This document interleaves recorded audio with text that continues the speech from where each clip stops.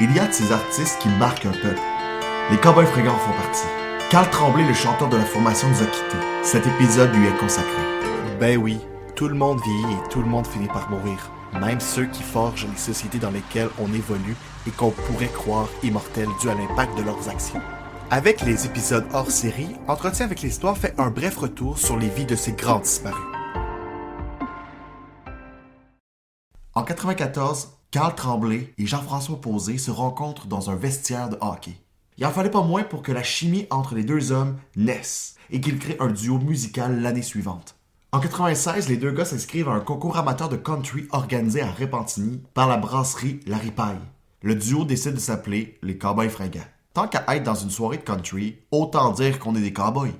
Alors que le concours avance, Jean-François convainc une femme avec qui il travaille de rejoindre le groupe. Il s'agit de Marie-Annick Lépine, dont le plus grand atout est de jouer merveilleusement bien le violon. Elle se joint donc au groupe pour les demi-finales et la finale. Les Cowboys perdront malheureusement la finale, mais ça fait rien grâce à ce concours-là, l'un des groupes de musique les plus mythiques de l'histoire du Québec est né.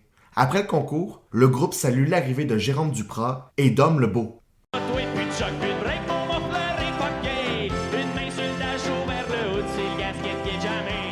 Les Cowboys ont traversé les décennies en demeurant toujours aussi actuels et aimés du public. C'est une prouesse qui n'a pas d'égal dans l'histoire du Québec. Comment ce groupe a pu réussir cet exploit? On le doit à plusieurs éléments dont le charisme des membres des Cowboys, leur proximité avec leur public et la force des textes de Jean-François Posé. J'ai longtemps cru que Carl Tremblay écrivait lui-même les chansons. Et non, on doit la plupart des textes à Jean-François Posé. Entre Carl et Jean-François, il y a tellement une belle communion et une belle compréhension de leur message qu'on dirait que les textes ont été écrits par le chanteur. Au fond, dans les chansons des Cowboys, on parle de nos angoisses, autant qu'on parle des bonheurs du quotidien. En tant que chanteur des Cowboys, Carl Tremblay a su être le porteur des messages du groupe. En 2023, les Cowboys reçoivent la médaille d'honneur de l'Assemblée nationale du Québec. C'est une distinction décernée à des personnalités qui se distinguent par leur carrière, leurs travaux et leur engagement. Le 13 juillet 2023, les Cowboys Fringants doivent monter sur la scène principale du Festival d'été de Québec. Mais la météo en décide autrement.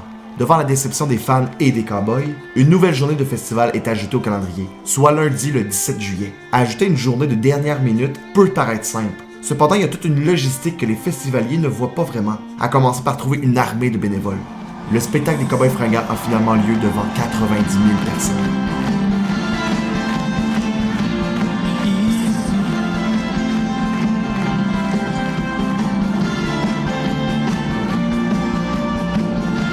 En novembre, c'est le Québec qui pleure.